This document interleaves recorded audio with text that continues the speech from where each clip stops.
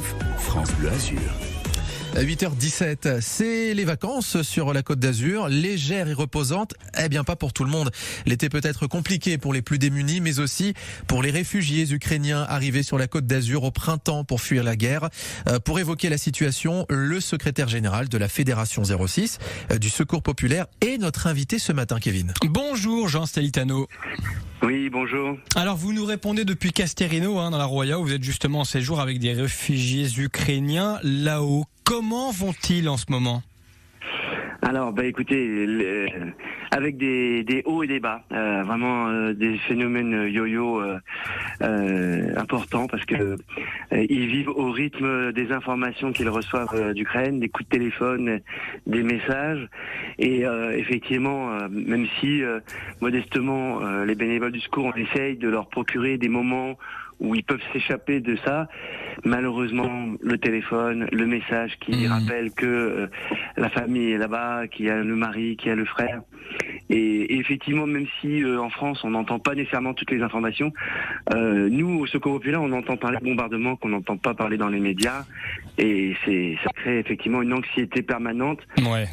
Mais heureusement, voilà, on est là pour leur proposer autre chose, leur offrir autre chose que d'arriver derrière leur téléphone, et ils apprécient. Effectivement, vous avez raison de souligner qu'on parle moins de la guerre en Ukraine. En tout cas, peut-être qu'on y fait moins attention, peut-être que c'est humain aussi.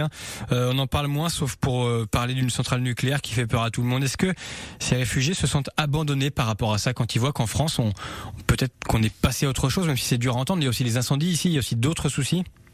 Non, enfin ceux que nous voyons en Secours populaire, on en est un peu plus de 2000 là tous les jours sur le département.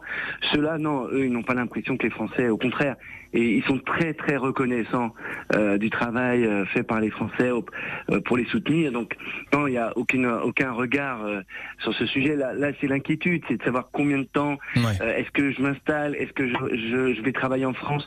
J'étais tout à l'heure avec une juriste qui travaille au ministère de la Justice et qui me dit maintenant j'en suis à être femme d'hôtel, c'est difficile pour moi. Voilà, c'est ça la réalité, le quotidien des Ukrainiens, comme bon nombre de Français, des inquiétudes liées aux perspectives économiques. Mais là-dessus, il y a une couche supplémentaire d'anxiété liée à la guerre. Et puis il y a ce terrible contraste, on en parle depuis ce matin sur France Bleu Azur. Il y a cette Côte d'Azur, en ce moment on parle toutes les langues, on fait un peu la fête, on profite du soleil, on va à la plage, et dans le même temps les Ukrainiens qu'on accueille ici, qui ont leurs problèmes dont vous parliez depuis tout à l'heure. Il est terrible ce contraste à vivre, sans doute aussi d'un point de vue psychologique.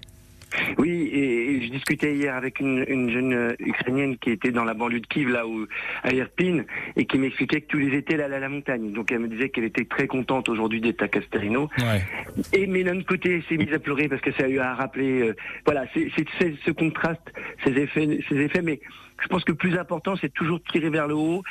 À nous de continuer d'être bienveillants et de pas attendre non plus nécessairement une posture de réfugiés. Les Ukrainiens sont comme nous. Il y en a des arrogants, il y en a des modestes, il y a du tout. Il faut les accepter comme ils sont. Je pense que pour rien au monde, on voudrait être à leur place. Et donc, c'est important qu'on continue cette générosité qu'on a vue dès les premiers jours de mars, et bien qu'elle soit maintenue, que les Français restent auprès de ce peuple victime de la guerre. Ça, c'est pour nous le plus important, et que les bénévoles restent mobilisés et aient les moyens de pouvoir les soutenir. 8h21. Tout en continuant à aider les autres, parce que ça aussi, on dit souvent, qu'est-ce que vous faites les autres ? Les autres, on les aide toujours. Mais justement, on n'a rien lâché. Ouais, absolument. On va parler dans un petit instant. 8h21 sur France Bleu Azur. Jean Stelitano est le secrétaire général de la Fédération 06 du Secours populaire, et c'est notre invité sur France Bleu Azur. Bon, c'est la rentrée scolaire d'ici 15 jours. L'allocation de rentrée est versée ce matin. D'abord, juste en quelques mots, en quelques secondes, les réfugiés ukrainiens, ils n'ont pas droit, je crois. C'est ça, ils n'ont pas le droit. Ouais. Voilà, ils n'ont pas le droit aux aides. Donc nous, avec les bénévoles, on va essayer de collecter encore plus, parce que rien que sur le département, c'est presque 800 enfants ukrainiens équipés pour la rentrée. Oui, ukrainiens. Ouais. Pour combien d'enfants en total ? Vous en aidez combien en total ? On est à plus de 1500 enfants français à aider, donc plus les 800, vous avez compris, on dépasse la barre des 2000. C'est terrible pour nous, parce qu'on sent aussi que nos collectes dans les supermarchés sont moins fortes qu'avant, parce que les Français souffrent aussi. C'est dur pour tout le monde. Cette allocation, elle va suffire. Elle a augmenté de 4%. Là, bon, l'inflation, on n'en parle pas. Elle suffit pour les familles aujourd'hui les plus démunies? Malheureusement, je vous dirais qu'elle sert surtout avant tout à payer la note d'électricité ou de gaz. C'est ça le problème. C'est que là, aujourd'hui, on a des familles qui vont toucher, mais ça va vite combler le découvert, vite combler le prélèvement que va faire Engie ou EDF par rapport au rattrapage qu'ils auront. C'est ça la vraie difficulté. Alors, comment on vous aide? On peut apporter des fournitures au Secours Pop, on apporte des cartables, des crayons, comment on fait? Voilà, il faut nous aider matériellement, bien sûr, en apportant des compas, des ciseaux, des tailles crayons, des stylos plumes avec des recharges. Voilà, ça c'est du concret. Chacun peut le faire modestement.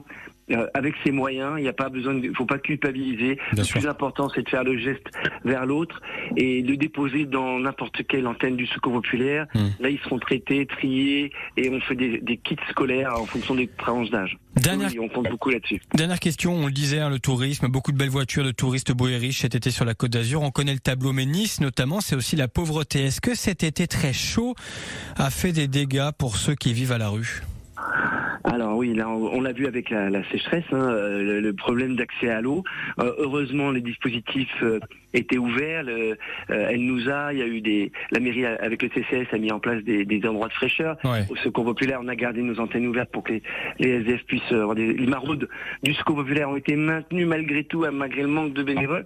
On a des quantités d'eau astronomiques qu'on a dû acheter. Mais voilà, on a été présent parce que c'était très dur. De l'agressivité aussi entre les SDF parce que quand la tension monte quand il fait chaud. C'est le cas aussi dans les prisons, c'est le cas partout. Oui, c'est tendu. Effectivement. Et on parlait des douches de plage ce matin, coupées pour de bonnes raisons dans plusieurs communes. Pour certains qui vivent à la rue, les douches de plage, ce sont les seules douches possibles. Merci beaucoup, Jean Stelitano, d'avoir été notre invité ce matin. Bonne journée à vous, bon courage. Merci beaucoup. Au revoir.